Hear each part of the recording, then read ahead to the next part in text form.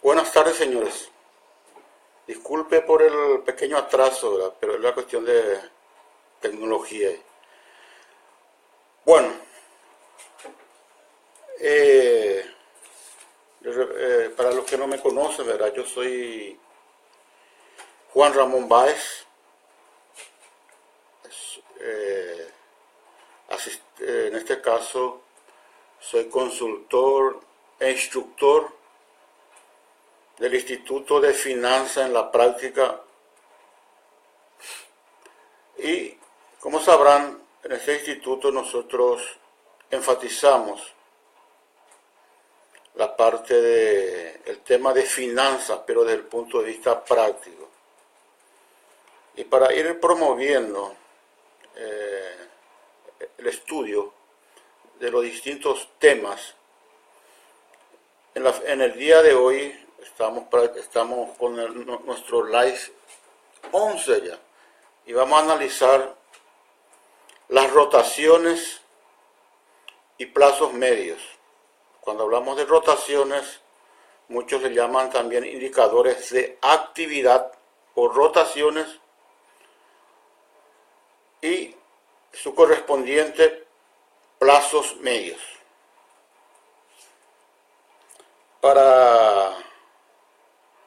Antes de iniciar, me gustaría que ustedes hicieran, ¿verdad? Sus comentarios correspondientes y si corresponde dar un me gusta a esta presentación, invitando a sus amigos a asistir. El tema de hoy es, yo diría, uno de los temas trascendentes en el área de contabilidad y finanzas. Es un punto medio entre la contabilidad y finanzas, ya que la gran mayoría de las empresas en nuestro medio son pequeñas y medias empresas. Y el énfasis en esas empresas está en la administración del activo corriente y pasivo corriente. O sea, gran parte del tiempo del gestor financiero o del dueño de la empresa se destina a administrar el activo corriente. O sea, hablamos de cuentas a cobrar, mercaderías y la parte de disponibilidades. Y el pasivo corriente, en este caso hablamos su relación con los proveedores y las instituciones financieras. Casi el 80 a 90% del tiempo del gestor financiero se destina a administrar el activo corriente y el pasivo corriente. Por eso el tema de hoy es un tema relevante desde el punto de vista de contabilidad y finanzas. Bueno, como ven ustedes aquí en nuestro gráfico, esto es una representación gráfica del balance que nosotros ya le explicamos, ¿verdad? Obtenemos este gráfico transformando el balance en porcentajes. Podemos notar que el lado izquierdo, o sea, el activo, tiene dos componentes fundamentales. El activo corriente, o sea, los bienes y los derechos que se transformarán en dinero a más tardar dentro de un año desde la fecha de cierre del balance. Por otro lado tenemos el pasivo circulante, que serían las obligaciones a cubrir también en un plazo no superior a un año. Entonces, esa relación entre el activo circulante y pasivo circulante surge una cosa muy importante, que es la liquidez de la empresa. Recordando un poco más, ¿verdad? El pasivo no circulante es reforzado por otros recursos de terceros que son los pasivos no circulantes, o sea, obligaciones que superan su vencimiento 12 meses. Son obligaciones de largo plazo o deudas de largo plazo. Y por último tenemos, en el lado del financiamiento, ¿verdad? Tenemos el capital propio, que los contadores le llaman patrimonio neto. Bueno, estas son las tres principales fuentes de recursos que financian al activo corriente y al activo no corriente. El activo no corriente es básicamente, viene a ser el activo fijo, o sea, básicamente bienes que se transformarán en dinero de a poco, en un plazo que supera un año. Prácticamente se va transformando en dinero conforme a la vida útil de ese bien. Bueno, y haciendo un pequeño cálculo acá, tenemos por un lado el activo circulante, le restamos el pasivo circulante y tenemos lo que se llama capital de trabajo neto, o lo que es el famoso capital de giro. Bueno, este es el capital de trabajo neto o capital de giro. Entonces, vamos a ir viendo cómo funciona esta relación entre el activo circulante y el pasivo circulante. Vamos a ver el concepto de plazo y ciclo. Hablamos de plazo, es decir, el tiempo que lleva un determinado bien para transformarse en dinero. Y aquí tenemos una línea de tiempo. Esa línea de tiempo comienza en una empresa comercial con la compra de la mercadería. Posteriormente viene un segundo estadio, vamos a llamarse, una fase donde se paga por la compra de mercaderías. Se le paga al proveedor por la compra de mercaderías. Bueno, el tiempo que va entre el momento de la compra y el pago al proveedor le damos el nombre de periodo medio de pago, o sea, en cuántos días le pago a mi proveedor. Posteriormente viene un tercer estadio que sería la venta de esta mercadería que habíamos comprado. Y ahí surge un segundo periodo que se llama periodo medio de stock o periodo medio de inventario. En este caso, periodo medio de stock o inventario, que es el tiempo que va, como ven ustedes acá, desde la compra de la mercadería hasta su venta. Esta venta puede ser al contado o a crédito. Por último, tenemos el último estadio en esta línea de tiempo, que es el cobro de la venta a plazo. Y al tiempo que lleva desde el momento en que vendemos la mercadería hasta cobrar se le llama periodo medio de cobro. Bien, entonces acá surge tres periodos. El periodo medio, básicamente tenemos en la línea de tiempo dos grandes periodos. El periodo medio de stock, que es el tiempo que va de la compra a la venta, y el periodo medio de cobro, de la venta al cobro. Y abajo estamos viendo que tenemos el periodo medio de pago, o sea, el tiempo que va desde la compra al pago al proveedor.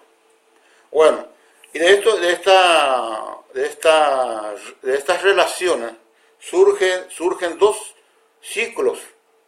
Y el primer ciclo se llama ciclo operacional. O sea, en este caso, ¿qué es el ciclo operacional? Es el periodo que va desde el momento en que compro hasta cobrar por las ventas. Es decir, esta parte de arriba, ¿verdad? Sumamos el periodo medio de stock y el periodo medio de cobro y tenemos el ciclo operacional. Y una cosa muy importante también que en cierta manera relaciona todo esto es el ciclo financiero. El ciclo financiero va desde el momento en que yo estoy pagando al proveedor hasta el cobro. Es el ciclo financiero. También se le llama ciclo de caja. Y este ciclo de caja ¿Qué significa ¿Qué significa el ciclo financiero? Desde el momento en que yo pago, entonces yo tengo que tener recursos. Me tiene que sobrar recursos para poder aguantar, como se dice, hasta el cobro de las mercaderías. Por eso es fundamental el ciclo financiero. Y normalmente este ciclo financiero, ¿quién lo proporciona? Este ciclo financiero nosotros obtenemos básicamente de las entidades financieras y de los dueños en términos de capital. Aquí no se lleva ya en cuenta el financiamiento que recibimos del proveedor, porque esto en cierta manera ya se pagó, ¿verdad? Entonces a partir de ahí ya uno tiene que tener recursos hasta el momento de cobrar.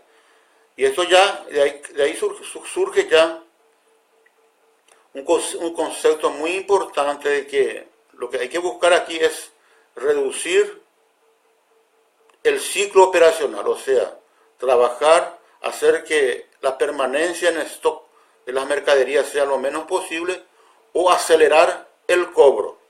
Otra alternativa también que tenemos es, para reducir el ciclo financiero, es tratar de negociar con los proveedores para obtener mayor plazo. Bueno, desde el punto de vista contable, vamos a mirar, por ejemplo, el periodo medio de cobro. ¿Con qué cuenta del balance se relaciona? Y se relaciona básicamente con los clientes o las cuentas a cobrar. El periodo medio de stock, ya ustedes se imaginarán a qué cuentas se relaciona, con las cuentas de stock. Bueno, entonces acá tenemos dos cuentas. Estas son las cuentas operacionales, que sumado forma el activo corriente operacional. Aquí le vamos a dar el nombre de activo corriente operacional, a diferencia del activo corriente contable. O sea, el activo corriente operacional entonces tiene la connotación de que solamente considera en su cálculo clientes y stock.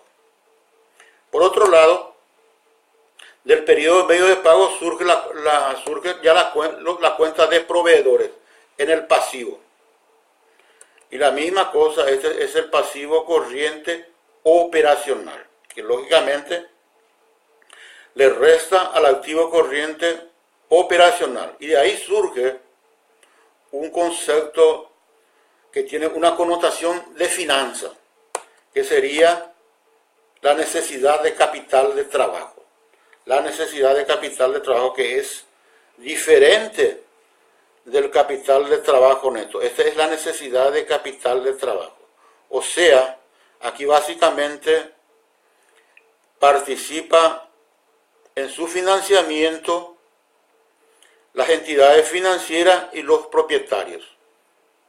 Porque ya, como ven ustedes, es neto, ya se considera aquí los proveedores, entonces ya solamente aquí esta necesidad de capital de trabajo se calcula básicamente con base a los recursos que deben proporcionar las entidades financieras y los propietarios. Esto, lógicamente, en una empresa que está funcionando actualmente, eso en el balance ya, como vimos anteriormente, está siendo cubierto ya sea por los bancos o por los propietarios. Pero muchas veces esa cobertura no es la más sana. Podemos tener, por ejemplo, que gran parte de esta brecha entre el activo corriente operacional y el pasivo corriente operacional sea cubierto, por ejemplo, con financiamientos de muy corto plazo o muy caro, como sería, por ejemplo, el sobregiro, que sería el extremo, ¿verdad? Bueno, entonces, o puede darse el caso de que una empresa muy segura, en este caso, que este financiamiento sea cubierto por capital propio, sería el otro extremo, ¿verdad? O cubrir la necesidad de capital de trabajo con financiamiento muy caro y de muy corto plazo, muy riesgoso, o cubrir con otros recursos que son más seguros, como sería el capital propio. Bueno, y esto es muy útil para fines de previsión, que en un momento dado vamos a tratar en este live, ¿verdad? La parte de proyección de estado financiero. Es muy útil este concepto de necesidad de capital de trabajo porque nosotros, si el punto de partida de una proyección de estado financiero son las ventas. Si nosotros hacemos una proyección de ventas para el siguiente año y de ahí surge una necesidad de capital de trabajo, que después nos vamos a un banco y negociamos con la entidad financiera, y la entidad financiera nos dice que que no será posible facilitar totalmente ese monto. Entonces la única alternativa que tenemos es recurrir al dueño, o si el dueño no tiene dinero, entonces lo que se tiene que hacer es reducir, o sea, recortar la proyección de venta, porque si nosotros avanzamos con esa proyección de ventas y no tenemos recursos de bancos o de los propietarios negociados, podemos llevar a la empresa a una situación caótica, que muchas veces para sobrevivir tiene que recurrir a préstamos de préstamos de particulares, de sobregiro, entonces que tiene un costo de muy largo plazo, un costo muy alto y que a la larga puede llevar a la empresa a la falencia. Entonces esto es como ven ustedes, este es un concepto de plazo y giro muy importante. Ahora vamos a ir analizando parte por parte. Bueno, vamos a comenzar principalmente con uno de los elementos, con la rotación del activo, o sea, tanto el activo corriente como el activo no corriente. Cuando hablamos de rotación, estamos hablando del uso eficiente de los activos. ¿Qué implica uso eficiente? O sea, los activos están para producir ventas, ¿sí? Los activos producen ventas. De ahí surge que la rotación del activo nace de la relación entre ventas, nuestras ventas netas, y el activo medio, o sea, lo que tenemos invertido en la operación. O sea, estamos hablando aquí de activo corriente y activo fijo. Aquí, ven ustedes que acá está la palabra medio, activo medio. Es porque muchas veces es conveniente trabajar con el activo medio, o sea, el promedio que se mantuvo durante un año, que utilizar el activo al final del periodo, porque esto puede crear algún problema en términos de cálculo. El extremo sería, por ejemplo, realizar una gran compra a fin de años. Entonces, lógicamente, el activo va a estar supercargado y ese activo aún no fue utilizado para producir venta. Entonces, ahí vamos a distorsionar este ratio que es rotación de activos. Este es un ratio muy importante que participa tanto en la rentabilidad del activo propiamente dicho, como en la rentabilidad del capital. Esto vamos a ver, es un componente fundamental. Uno de los tres componentes fundamentales para formar la rentabilidad del capital, o sea, lo que gana el dueño. Bueno, ahora comenzamos entonces, ¿cómo interpretar, cuál es el significado de este ratio? Lo que nos dice este ratio es que por cada un guaraní de activo, ¿cuánto de ventas genero? Aquí se busca que un guaraní de activo genere la mayor unidad de ventas, más ventas. Entonces ahí por eso se habla de ratio de eficiencia en el uso de los activos. Aquí cuando hablamos de activos, nosotros que estamos acá, le damos que este slide tiene una connotación de enfoque hacia la gerencia, ¿verdad? Entonces no le llamamos activos, sino le llamamos inversiones. Es decir, la gente de finanzas habla de inversiones, los contadores hablan de activos. Ahí está un poco el enfoque de cada uno. Bueno, pasamos ahora a ver un poquito cómo se calcula ese denominador medio. En este caso, en el caso anterior como sería el activo medio. Tenemos acá el balance general del año 1 y el balance general del año 2. Es decir, dos balances. En el intermedio tenemos el estado de resultado del año 2. El estado de resultado del año 2 es lo que une el año 1 con el año 2. Esto es lo que explica del por qué los saldos del año 2 han variado con respecto al saldo del año 1. El estado de resultado es el que explica, a excepción de que de repente, el único caso es que de repente haya un aporte de capital. En ese caso el patrimonio neto va a ser incrementado por el aporte de capital más la ganancia del año 2. La ganancia del año 2 está aquí en el capital de la empresa. Ahí está metido la ganancia del año 2. Bueno, ¿para qué sirve esto? Entonces, índice de rotación. Vimos ahí el índice, en este caso se usa una cuenta de resultado, en el caso anterior era las ventas, y una cuenta del balance general, que sería el activo. ¿Y cómo usamos eso? Entonces lo que hacemos es sumar el saldo inicial del activo más el saldo final del activo y lo dividimos por 2. Y ahí tenemos el saldo medio. Y eso es lo que se recomienda utilizar para evitar la distorsión en el cálculo de cualquier ratio que envuelva una cuenta de resultado y una cuenta del balance general. Bueno, entonces aquí en BG, o sea, en la cifra del balance general utilizamos un número, un cálculo medio, ¿verdad? Es decir, una cifra media. Bueno, vamos a comenzar entonces con el primer componente importante en este caso, del activo operacional, el activo corriente operacional, que es el stock. O sea, como en el caso anterior, esta es la rotación, o sea, el movimiento o la salida del stock implica una eficiencia en el uso del stock. O sea, si el stock está generando venta, o sea, si la mercadería está generando venta. De ahí surge esta rotación de stock.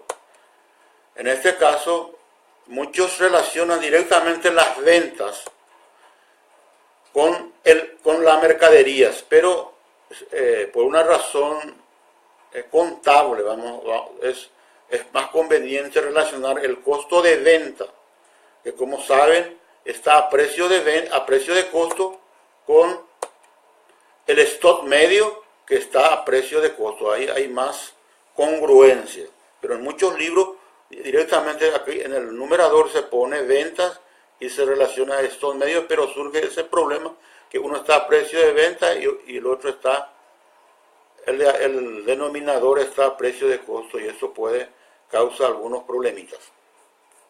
Bueno, entonces tenemos en el numerador nuestro costo anual y en el denominador tenemos nuestro stock medio. O sea, en este caso particular sería el stock del año 1 más el stock del año 2 dividido por 2. ¿Y qué significa este ratio? Este ratio significa que cuántas veces renovamos los stocks en el año, porque está relacionando. Cuando hablamos de costo de mercadería vendida es el costo de un año, y entonces este ratio nos indica cuántas veces renovamos los stocks en un año, o cuántas veces vendemos el stock en un año. Aquí entonces sale veces. Esto complica un poco el entendimiento, ¿verdad? Entonces ahí la gente recurre a un artificio, a un nuevo indicador para ser más claro. Y aquí surge, en vez de cambiar esa rotación de stock que se habla de veces en el año por número de días en el año, que es mucho más entendible y tangible. O sea, en este caso relacionamos el número de días en el año, que normalmente es 365 o 360 conforme al país, ¿verdad? Por la rotación de stock. Y ahí vamos a tener el plazo medio en stock, o sea, esa rotación anual la estamos transformando en días. Vamos a suponer que hicimos el cálculo y encontramos que la rotación de stock es de 4 veces. Entonces, 4, si colocamos aquí 4 dividido entre 365, entonces vamos a ver que el plazo medio de stock está en torno a 90 días. Y aquí está lo que le hablé, ¿verdad? Ahí el año civil 365, año comercial 360. Aquí en Paraguay se utiliza en la mayoría de los casos el año civil 365 días. Bueno, acá tenemos de nuevo el plazo medio de stock en días. Es una forma también de ver la rotación. O sea, la rotación se puede ver en veces o en días. Y eso se aplica no solamente al stock, también se aplica se aplica a todas las cuentas del activo corriente operacional. Aquí tenemos las cuentas a cobrar. También vamos a calcular la rotación. Y esto es básicamente, las cuentas a cobrar surge del financiamiento que se realiza a los clientes, o sea, del plazo que se le da a los clientes para pagar por una mercadería vendida o comprada por ellos. En este caso, como la rotación de cuentas a cobrar básicamente relaciona las ventas, nuestra facturación neta, con las cuentas a cobrar medio, o sea, los valores medios que tenemos que recibir en el cliente. Estas cuentas a cobrar, como vimos ya, está en el activo corriente operacional. Bueno, y esto lógicamente, como en el caso anterior, va a dar, nos dice, cuántas veces renovamos los créditos concedidos a clientes en un año. O puede ser más sencillo, cuántas veces cobramos en media a los clientes en un año. O sea, esto va, muchas veces es más fácil entenderlo transformando en días. En este caso, periodo medio de cobro sería 365 y dividido rotación de cuentas a cobrar. También aquí tenemos en días. Esta es la otra forma de ver la rotación. O sea, la rotación en días versus la rotación en veces del año. Ambos tienen que dar la misma información. Es decir, si la rotación aumenta, aquí estamos, la rotación de cuentas a cobrar aumenta, implica que estamos cobrando más rápidamente a los clientes. En ese caso, si la rotación aumenta, lógicamente el periodo medio de cobro también se tiene que reducir. Y aquí es importante, además del significado, ¿verdad?, la interpretación. Es decir, la interpretación de este ratio, ¿verdad? En este caso siempre buscamos que este periodo medio de cobro se reduzca, o sea, cuando menor, mejor, o sea, más rápido se va a convertir en dinero. Nuestra compra en el año contra las cuentas a pagar medio. Y esto, o sea, los valores medios a pagar a los proveedores. Y esto también, como en el caso anterior, nos da, esta información nos da en veces en el año. O sea, cuántas veces pagamos a proveedores en un año. ¿Cuántas veces pagamos a los proveedores en un año? Puede ser, y esto tiene que estar muy relacionado, esta rotación tiene que estar muy relacionado al periodo de plazo que los proveedores nos dan. Bueno, y esto, para poderlo entenderlo mejor, también se tiene que transformar en porcentajes. Bueno, antes de pasar a ese ratio de periodo medio de pago, vamos a entender un poquito este ratio. Compras, uno tiene que calcular. Eso no aparece, no tenemos una cuenta de compra en el balance, ni en la cuenta de resultados. Y surge lógicamente de una ecuación bien conocida para las personas que hicieron un curso básico de contabilidad. Que en este caso, esa ecuación básica es, vamos a poner acá, compra es igual a stock final, compra es igual a stock final, o sea, saldo final de mercaderías, o saldo que aparece en el balance de ese año, saldo final. Le sumamos el costo de las mercaderías vendidas y le sacamos el stock inicial. Esta sería la compra, así se calcula la compra. O sea, nosotros, si cualquiera que hizo un curso de contabilidad básica, habrá aprendido esa ecuación donde decía que costo de mercaderías vendidas es igual al stock inicial más las compras menos stock final. Y de esa ecuación surge esta ecuación para calcular compras estimadas. Bueno, y aquí pasamos entonces al periodo medio de pago. En este caso, tenemos 365 días, que es el año, dividido por la rotación de cuentas a pagar, y esto da en días. Esta es la otra forma de ver la rotación, o sea, en días. Pero aquí hay que cuidar un poquito, ¿verdad? Porque la interpretación es un poco contraria a la interpretación que se le da a la rotación de cuentas a cobrar. Cuando hablamos de cuentas a cobrar, habíamos dicho que nosotros buscamos ahí que se reduzca la cantidad de días, o sea, cuando más rápido cobremos, mejor. En este caso particular, la cosa es al revés. Aquí lo que se busca es que este periodo de pago aumente, o sea, que cuando mayor financiamiento recibimos de los proveedores, es mejor. Pero tiene que ser un financiamiento voluntario, no a expensa de un atraso. Porque si hay un atraso en el pago, lógicamente, este periodo medio de pago va a aumentar, pero en detrimento de nuestro crédito. Es decir, esto se transforma en una imagen negativa. Bueno, con esto terminamos estos tres componentes del activo corriente operacional y del activo pasivo corriente operacional. Entonces, vamos a volver un poquito al inicio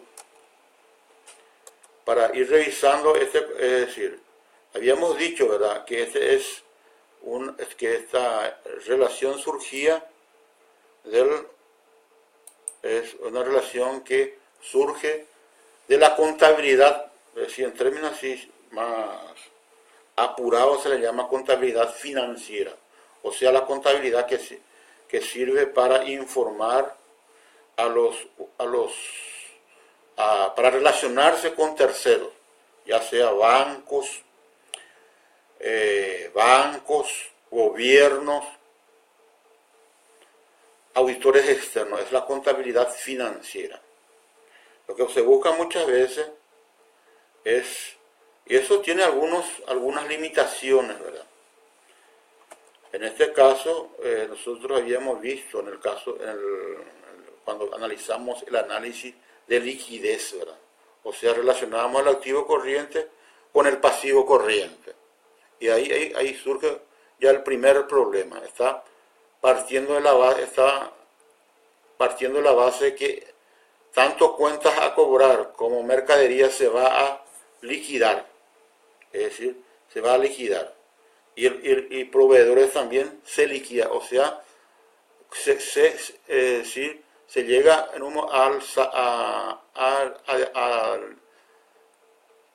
a cerrar, como se dice. Y eso normalmente en una empresa que está en funcionamiento no vale. Porque en una empresa en funcionamiento siempre vamos a necesitar tener dinero, un mínimo de dinero en caja y en bancos. Vamos a necesitar tener una inversión media también en mercaderías. Vamos a necesitar también tener un saldo mínimo de crédito a los proveedores, a los clientes. Y también vamos a necesitar un recurso de mínimo de los proveedores. Nunca es cero. Entonces, en una empresa en marcha, en este caso, si aquí vemos este gráfico, el activo circulante normalmente se financia con el pasivo circulante, pero una empresa en marcha, eso puede llevar a una situación extrema, porque esos saldos de disponibilidades, cuentas a cobrar e inventario son saldos prácticamente permanentes, es como si fuera un activo fijo. Y que lo más recomendable, como está acá, ¿verdad?, que sea financiado con recursos de largo plazo. Vean ustedes que el activo no corriente se financia con recursos de largo plazo. Es por eso que esa visión de liquidación de la índice de liquidez tiene algunos problemas que tratamos de corregir, ¿verdad?, analizando los ciclos, los diferentes ciclos operacional y ciclo financiero. Y de ahí que para nuestro cálculo de la necesidad de capital de trabajo, solamente llevamos en cuenta cliente, stock por un lado, que le llamamos activo corriente operacional, y por otro lado, que resta los proveedores y que le llamamos pasivo corriente operacional, y surge la necesidad de capital de trabajo. Bueno, ahora voy a entrar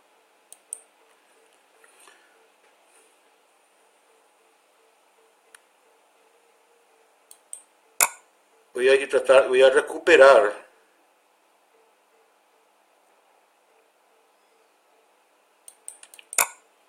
el Facebook Live. Aquí tenemos nuestra empresa Confar.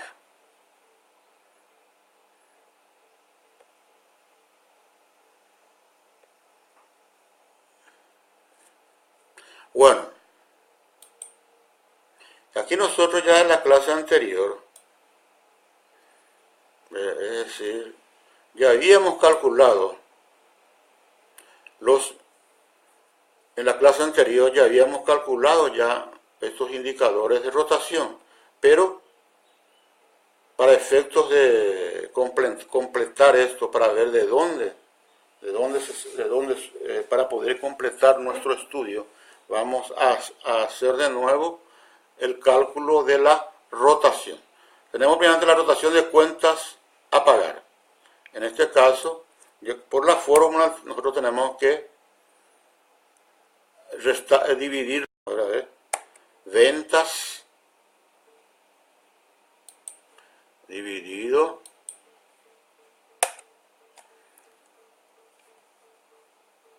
cuentas a cobrar. Vamos al activo corriente, cuentas a pagar, créditos por venta. Entonces doy un clic sobre 12.000 millones. Y ahí sale ya el ratio, era en este caso 3,2 veces. Que para hacerlo más voy a formatear, ¿verdad? Después paso a periodo medio de cobro, que ya sabemos que surge de dividir 365 por, dividimos de rotación de cuentas a cobrar. Y aquí ya tenemos 111 días. Vamos a terminar de calcular y después culminar de nuevo con la interpretación. Pues vamos a pasar al otro ratio, que es el ratio de rotación de inventario, que como sabemos surge de dividir el costo de ventas de las mercaderías, que está en el activo corriente.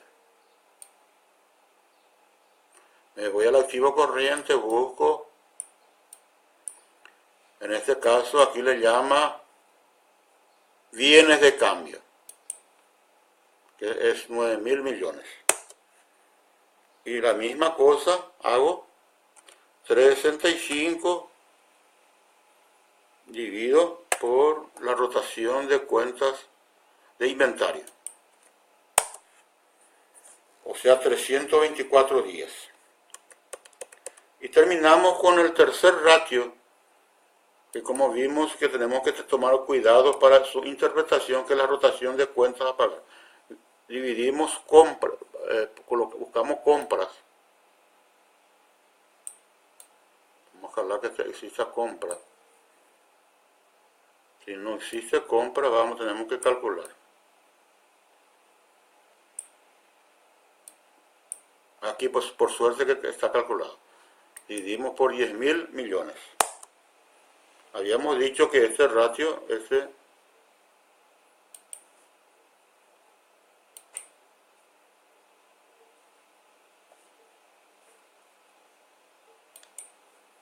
borrar de nuevo, que vamos a ver qué pasa acá. Igual. Compras 10.000 millones dividido por cuentas a pagar. Cuentas a pagar que está en el pasivo corriente. También tenemos que atender muy bien porque muchas veces, en este caso, viene con el nombre de cuentas a pagar. Muchas veces se le llama proveedores, otras le llaman deudas comerciales. Tenemos aquí calculado 4,75 veces en el año y el periodo medio de pago sería en este caso 3,65 dividido 4,75, o sea 77 días. Entonces tenemos calculado ya el primer año, entonces lo único que vamos a hacer ahora es copiar eso al segundo año. Selecciono, ¿verdad? Pongo el comando copiar y lo paso para el año 2016. Aquí tenemos ya calculado eso. Y aquí ya tenemos ya el primer paso, que es el cálculo de los ratios. Ahora lo que viene después es explicar qué significa y cómo interpretar. Vamos a comenzar con el ratio de rotación.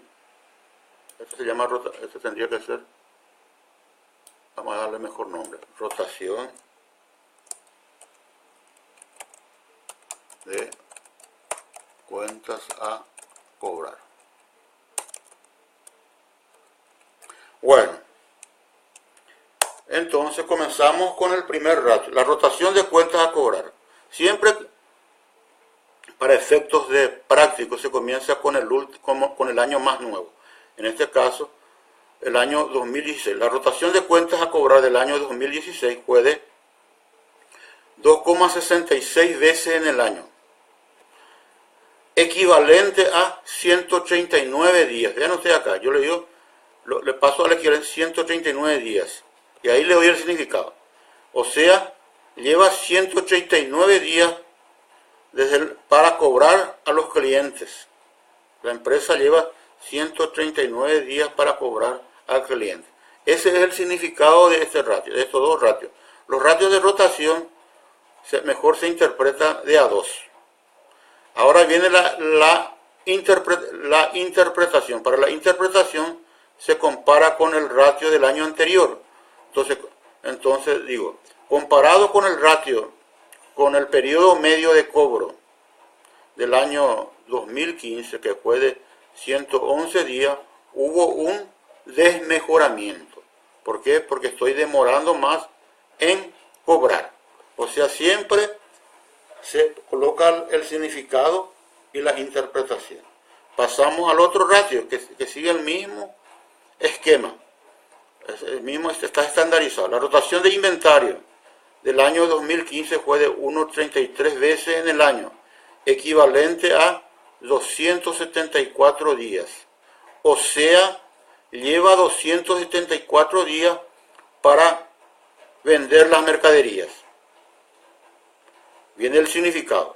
Comparado con el año anterior, que tuvo un periodo medio de permanencia de inventario de 324 días, hubo un también desmejoramiento porque lleva más tiempo para vender.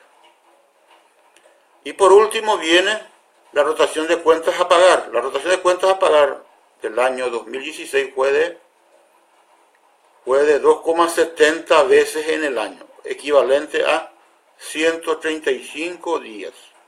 O sea, la empresa paga en media cada 135 días. Comparado con el periodo medio de pago anterior, que fue de 77 días, aquí se habla de aumento, hubo un aumento. Ese aumento implica que la empresa está recibiendo mayor financiación. Entonces acá, en este caso, no hablamos en principio de mejoramiento, sino se hace de aumento y después se explica qué significa el aumento. Es así como estamos usando conceptos, en este caso del libro de Bruni, que vimos en la transparencia, y lo transportamos a un caso real de una empresa que en este caso sería Confar. Vean ustedes cómo funciona esto, que todo lo que vimos en la transparencia, por más de que en principio aparenta ser teórico, eso se aplica en la realidad. Y eso lógicamente es la filosofía de nuestro instituto, en este caso, muy enfocado a la práctica. Bueno, nosotros ahora lógicamente estamos, a partir de hoy estamos iniciando nuestra promoción de nuestro curso de administración de flujo de caja. Ese curso vamos a hacer a finales de noviembre, ¿verdad? Los últimos días de noviembre vamos a realizar en 3 días, y es tal vez el curso que tiene mayor aplicación desde el punto de vista práctico para las empresas, ya que como vimos en la parte inicial, que gran parte del tiempo del gestor financiero o del dueño cuando gestiona su finanza o su dinero destina a administrar o a gestionar, en este caso, la parte de disponibilidades, cuentas a cobrar e inventario, y por otro lado a los proveedores. Gran parte de su tiempo destina ahí. Es decir, una relación con los bancos normalmente es una relación de vez en cuando. Una inversión que se hace en el activo fijo normalmente también se hace muy de vez en cuando. O sea, 1 o 2 veces al año se hace una inversión en activo fijo. Entonces, todo el tiempo del gestor financiero o dueño de la empresa en su papel de gestor financiero destina a la administración, en este caso, lo que le llamamos el activo corriente operacional menos el pasivo corriente operacional, o la necesidad de capital de trabajo. Y esa necesidad de capital de trabajo tiene una relación directa con el flujo de caja. La herramienta utilizada para gestionar la necesidad de capital es el flujo de caja. Es por eso que comenzamos con esta parte, ¿verdad? Que tiene una parte aún de análisis contable, pero ya con otro pie ya en un curso de finanzas, en este caso particular, administración de flujo de caja.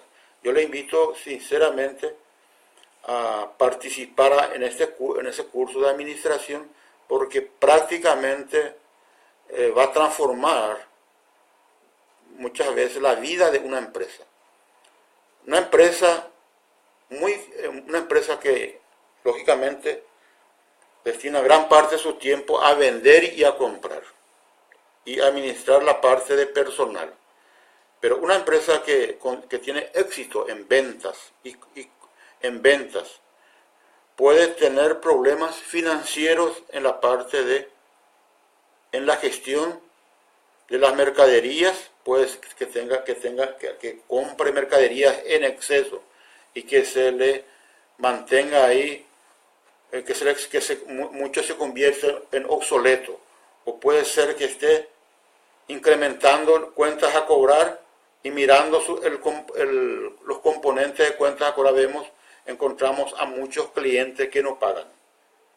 O por otro lado, están los proveedores, que no estamos seleccionando bien a los proveedores. Es decir, porque cuando hablamos de proveedores tenemos que buscar, como vimos, el mayor plazo posible. Y eso es lo que vamos a ver en el próximo curso, que es un curso prácticamente, con ese curso uno se transforma en un buen gestor financiero, y que es un complemento importantísimo en la gestión de una empresa como un todo. O sea, una empresa, además de dedicarse a la parte de producción, a la parte de marketing, a la parte de venta, a la parte de recursos humanos, tiene que dar una importancia fundamental a su finanza. Y si es una pequeña y media empresa, la herramienta fundamental es el flujo de caja. Bueno, entonces le espero el próximo jueves. Ya vamos a ir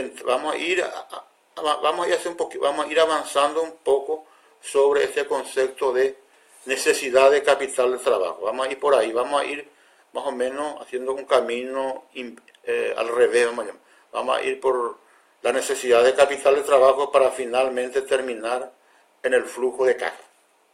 Bueno, es decir, de nuevo, si ustedes quieren el material, les invito a colocar su WhatsApp, su nombre y su WhatsApp, para que mañana le podamos enviar la presentación de este live.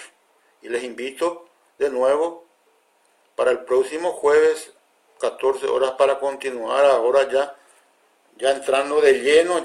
Hoy ya entramos un poquito en la parte de flujo de caja. O sea, comenzamos con el concepto fundamental, que es la necesidad de capital de trabajo. Muy bien. Gracias, señores.